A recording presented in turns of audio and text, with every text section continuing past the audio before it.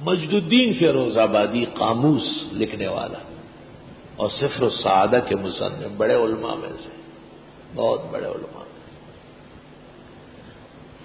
ایران میں جب سے صفوی آئے ہیں شیعیت کا راج ہے، ورنہ ایران حضرت عمر کا فتح کردہ ہے، لیکن ممبر پر ابو بکر، عمر و عثمان کا نام لینا اس وقت بھی اور آج بھی جرم ہے شیعہ مذہب میں۔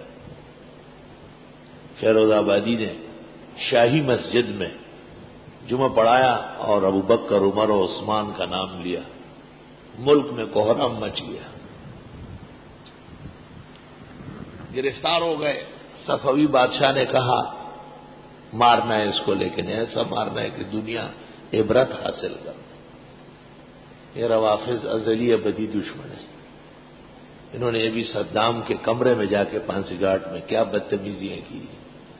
یہ کوئی غیرت ہے؟ جب وہ بندہ ہوا ہے، جب وہ عروج پر تھا، پوری دنیا یہ رفض اس کے چپل کے نیچے تھی۔ تو فیروز آبادی کے لیے فیصلہ ہوا کہ اس کو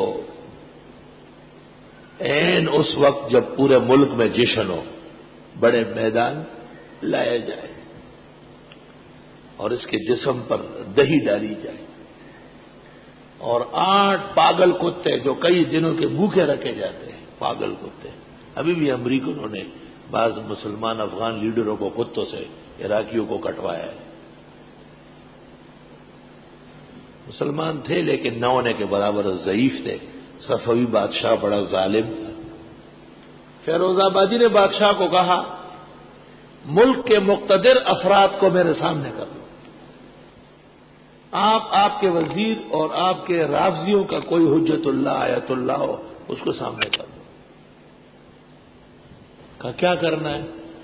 جو سزا آپ نافذ کریں گے میں اسی خطبے سے تبدیل کر کے رکھ دوں گا۔ تو آپ ایمان لے آئیں گے، صحابہ پر اپنا ایمان بحال کر لیں گے، ان کی صداقت و عدالت پر۔ انہوں نے کہا کیسے؟ کہا چلے آپ چھوڑ دے کتوں کو۔ فیروز آبادی کے پورے جسم پر دہی ڈالی گئی، میدان میں کھڑا کیا گیا اور پنجروں سے کتے نکالے گئے۔